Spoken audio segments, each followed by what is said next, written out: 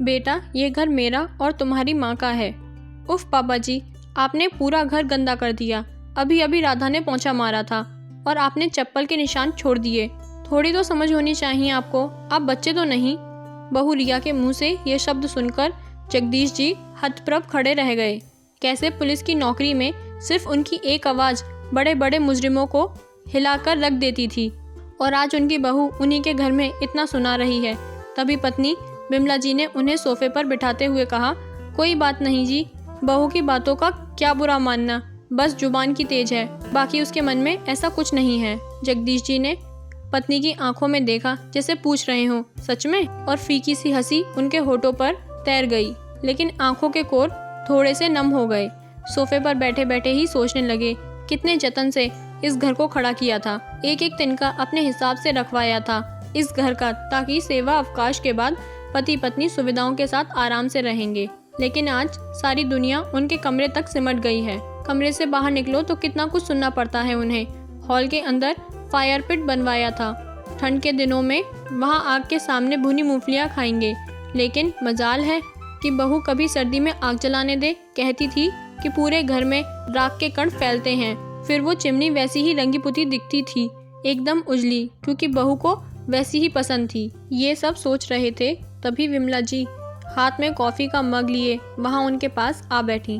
पति को बहुत अच्छे से जानती थी कि वो अभी गुस्से में थे, और उनके हाथ की कॉफ़ी पीकर उनका गुस्सा शांत हो जाता था।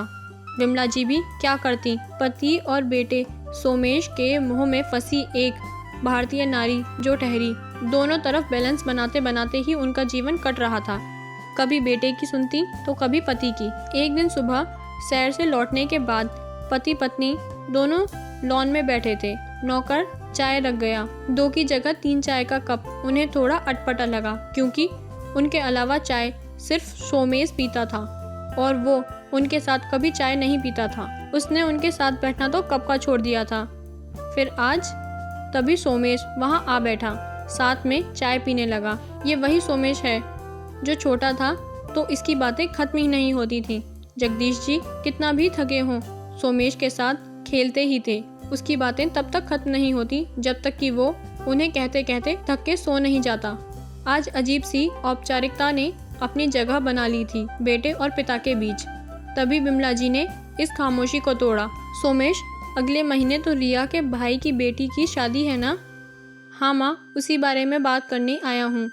लड़के वाले इसी शहर के हैं और वो यहीं से शादी करना चाहते हैं।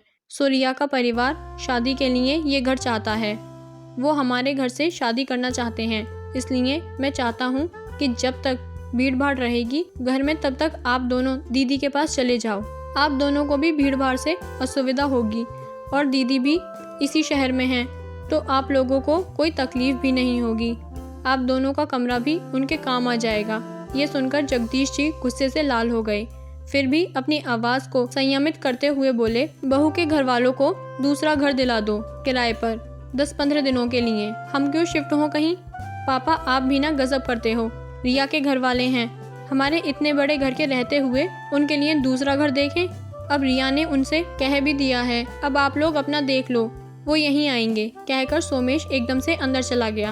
अंदर से बहू रिया की आवाज़ भी आने लगी। लग रहा था कि वो सब कुछ सुन रही है और उसे जगदीश जी की बात शायद अच्छी नहीं लगी थी। आज विमला जी की आंखों से आंसू बह रहे थे और जगदीश जी ने उन्हें अपना कंधा दिया, जैसे कह रहे थे कि अभी मैं हूँ, सब ठीक कर दूंगा। दूसरे दिन शाम जगदीश जी शहर से आए तो विमला जी ने बताया कि बेटा बहू और बच्चों के साथ छुट्टियां बिताने अपने ससुराल गया, और बिना बताए जगदीश जी मुस्कुराने लगे और बोले, यही बच्चे थे जिनके लिए तू मुझसे लड़ती थी, जिनके लिए कितनी रातें हमने जागकर बिता दी। आज वो हमारे घर से हमें ही जाने को कह रहे हैं। कोई बात नहीं, मैं भी इनका बाप हूँ, कहकर अंदर चले गए। 1 हफ्ते बाद सोमेश परिवार के साथ लौटा तो दरवाजे पर ताला लगा था। चौकीदार बैठा उन्हें देखते ही उनके पास पहुंचा। एक चाबी सोमेश के हाथ में दी और एक चिट्ठी भी। चिट्ठी खोलकर पढ़ने लगा। वो खत जगदीश जी का था, सोमेश के नाम। सोमेश, मैं और तुम्हारी माँ रामेश्वरम जा रहे हैं, 1 महीने बाद लौटेंगे। ये जो चाबी है तुम्हारे हाथ में, वो घर की चाबी नहीं है, वो एक दूसरे फ्लैट की चाबी है जिसमें तुम सभी का सामान रखवा दिया है। वो फ्लैट मैंने बहुत पहले खरीदा था, तुम्हें नहीं बताया था। पॉश इलाके में है, तुम लोगों के लिए अच्छा है।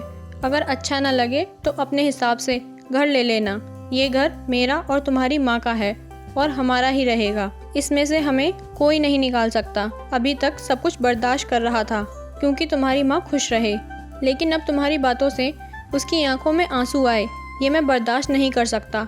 ये हमारा सपनों का घर है जिसमें हम अपने बच्चों और नाती पोतों के साथ रहना चाहते थे, लेकिन शायद ईश्वर को ये मंजूर नहीं था और तुम लोगों को हमारा साथ पसंद नहीं था। वो घर मेरे और माँ की तरफ से तुम लोगों के लिए आशीर्वाद स्वरूप है।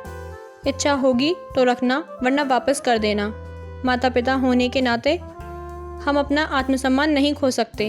हमारे बाद ये घर ट्रस्ट का होगा जो यहाँ वृद्धाश्रम बनाएगा। इस पर तुम्हारा या तुम्हारी बहन का कोई अधिकार नहीं होगा। मैंने ये बात तुम्हारी बहन को भी बता दी है और वो मेरे फैसले से खुश है। उम्मीद है तुम भी होंगे, पर तुम सब खुश रहो। तुम्हारा पिता। खत खत्म होते ही सोमेश जड़ हो चुका था। आंखों में आंसू थे, लेकिन ये पता नहीं कि वो आंसू पश्चाताप के थे या बड़े से घर को खोने के, या फिर इस एहसास के टूटने के कि पिता की जायदाद अंत में बेटे की ही होती है। ये कहानी आपको कैसी लगी हमें कमेंट करके ज़रूर बताएं। और अगर आप हमारे माध्यम से अपनी लिखी हुई कहानी दुनिया तक पहुंचाना चाहते हैं तो डिस्क्रिप्शन और कमेंट बॉक्स में दिए हमारे ईमेल पर अपने नाम के साथ अपनी लिखी कहानी भेजें। और साथ ही अगर चैनल पर नए हैं तो चैनल को लाइक, शेयर और सब्सक्राइब करना ना भूलें। धन्यवाद।